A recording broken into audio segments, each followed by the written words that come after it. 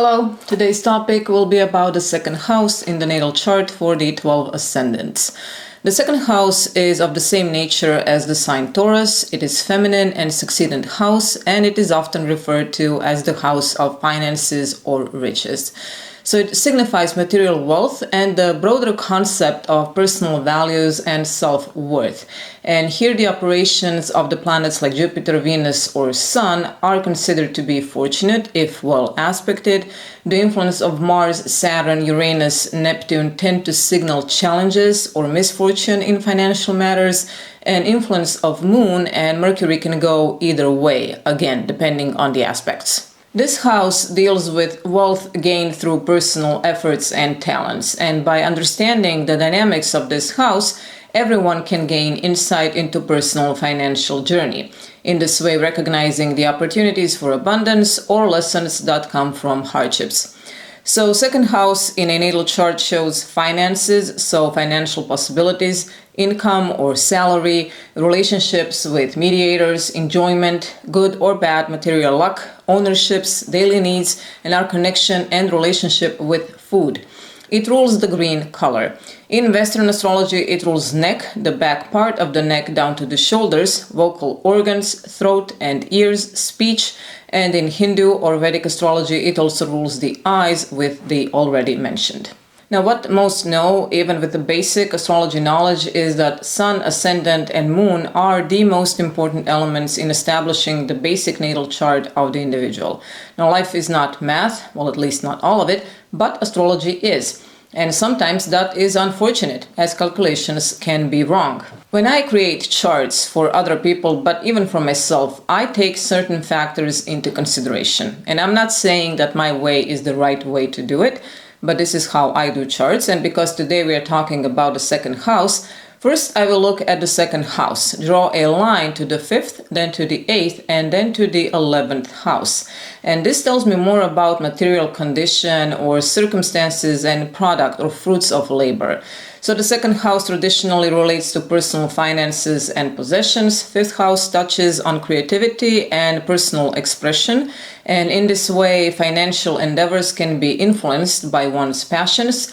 The 8th house brings in the element of shared resources and transformation, suggesting how partnership can impact material wealth. And 11th house represents community and aspirations, indicating how social networking, broader mostly, can either support or hinder financial growth. After that, I go back to the second house and draw a line to the 6th and to the 10th house. And this reveals more insights about work, income, and societal roles or functions. 6th house highlights daily work and routines, while the 10th house focuses on career ambitions and public status. Next, I check the link between the 2nd and the 8th house, and this sheds light on different forms of income, including inheritances and personal earnings, so again, salaries. Basically, this shows the interplay of resources and shared wealth. And lastly, I analyze the houses from 2nd to 6th, so 2nd, 3rd, 4th, 5th, and 6th house. And this unveils underlying dynamics that may not be immediately visible. And sometimes this will indicate strong self-awareness and sometimes favor or renunciation. And this almost complete interconnected analysis transforms a simple reading into a comprehensive understanding of one's financial situation and landscape. Many planets in the second house usually suggest an individual who is made for practical and financial endeavors. If empty, ruler of this house is placed somewhere in the chart, and I will talk about that too at some point, but for now let's say that if this house is not strong, this could possibly indicate even a genius. As I mentioned previously, benefics here may indicate good material fortune, and malefics might indicate struggle and slow success. Mercury may suggest many ups and downs.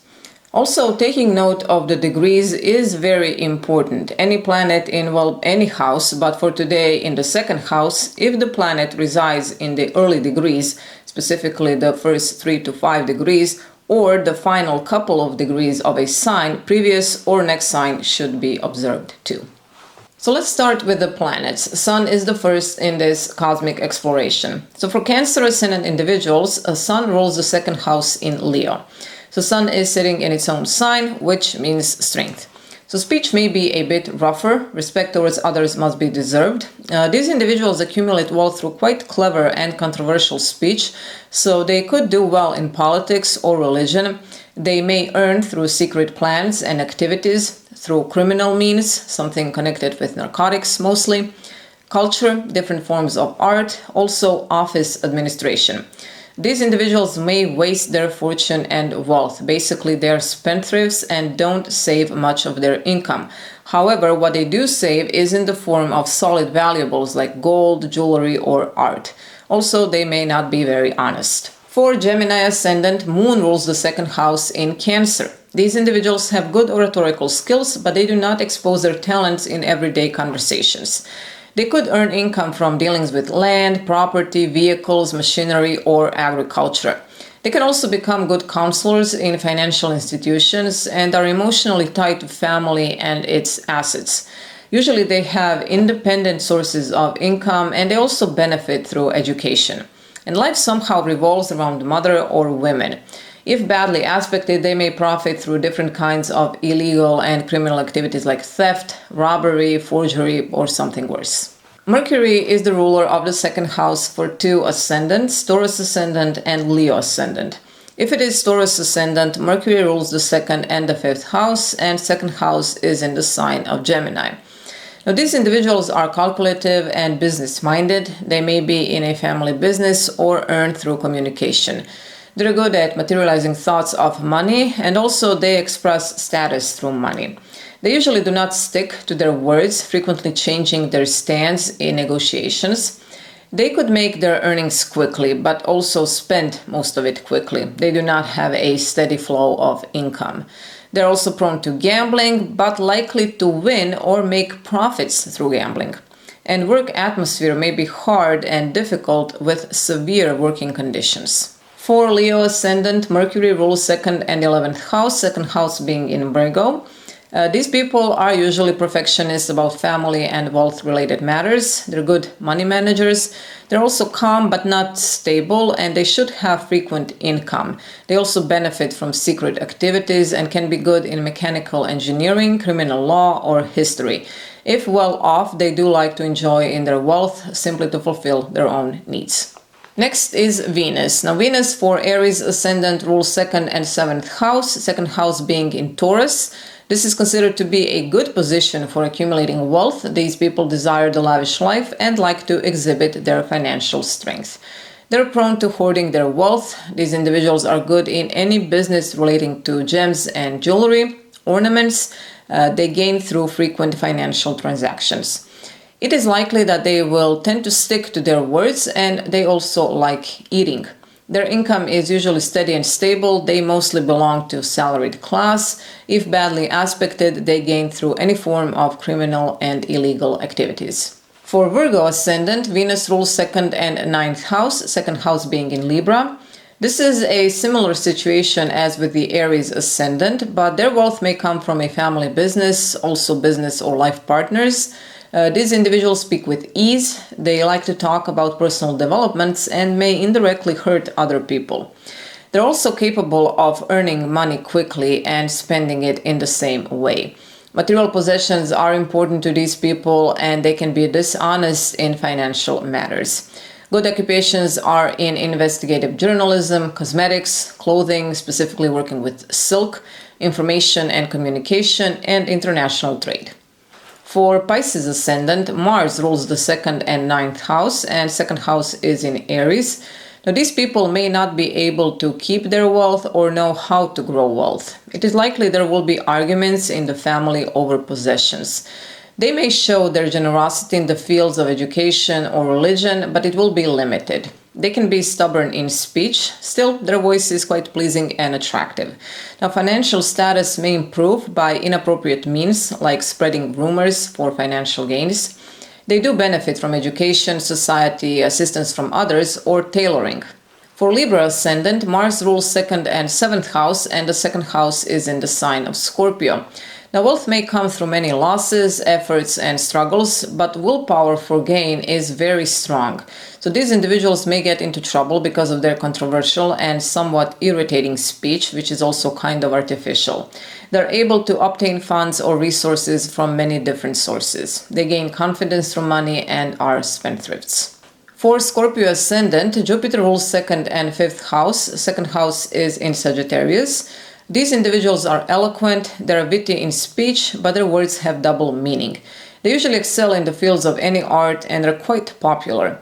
Their finances often fluctuate, but are somehow protected from material difficulties. They can profit from sports or from love affairs. They may have some issues with narcotics and create problems for others. Suitable professions can also be in administrative work or in counseling. For Aquarius Ascendant, Jupiter and Neptune rule 2nd and 11th house. The 2nd house is in Pisces. Now, wealth may come from spiritual teachings, and if one is religious, it will be replaced by spiritual teachings at some point in life. These individuals are good at keeping secrets. They tend to keep their money hidden, but their finances fluctuate. Their speech is explicit, so straightforward, and they show their knowledge through speech. Suitable professions are in any kind of teaching, treasury, or in banking. Also, they usually have independent sources of income, they gain profits from secret activities, love affairs, and are able to regain anything lost. For Sagittarius Ascendant, Saturn rules 2nd house in Capricorn. Now, their voice is pleasing and commanding, kind of steady.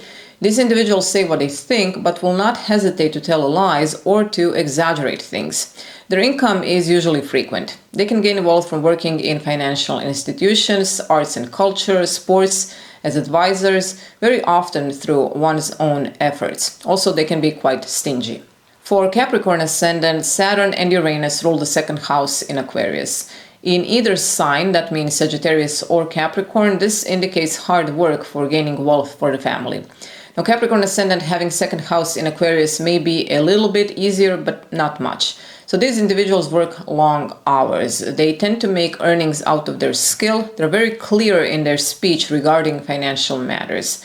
They belong to salaried class, and usually they own some old and expensive pieces which can be made of wood or some other durable material.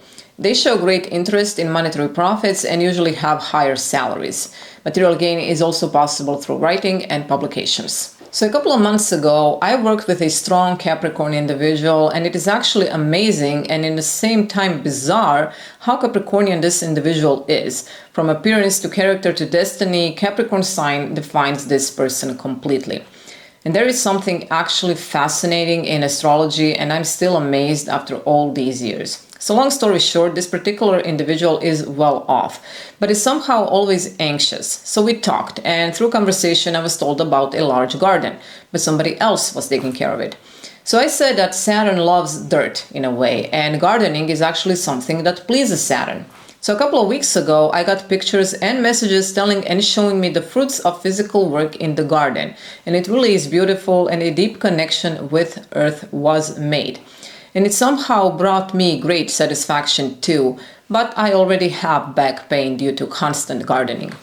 Anyway, no matter how detailed chart analysis one does, there will always be a few things which will not be covered, and that shows that everything has its limits. And because of that, it is important to ask questions.